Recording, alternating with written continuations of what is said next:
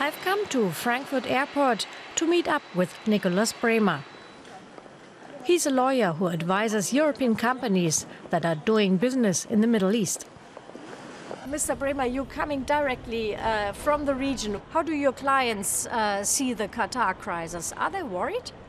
Well, in the beginning there was a lot of uncertainty because the sanctions were imposed rather hastily.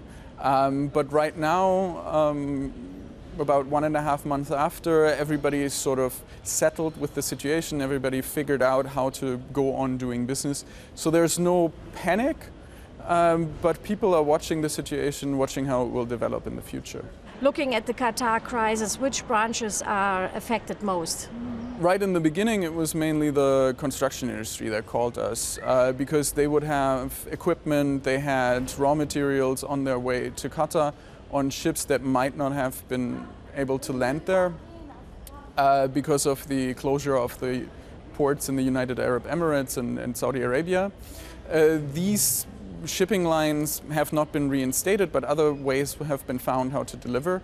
The main concern is if the Qatari financial sector becomes under stress, that certain projects in Qatar might become under financial stress, and this might in fact affect foreign investments. At the beginning there were strong worries even about a war in this region. Do you think this worst case scenario is relevant anymore? If there were a military conflict, a lot of foreign investors would pull their money out, pull their investments out, and possibly move their headquarters for the Middle East that are right now largely located in the GCC and move them to other locations. It happened to Lebanon with the civil war. Lebanon used to be the gate to the Middle East for a lot of Western companies. And when the civil war broke out, when tensions were rising there, they pulled out, and now the Gulf region is more the hub.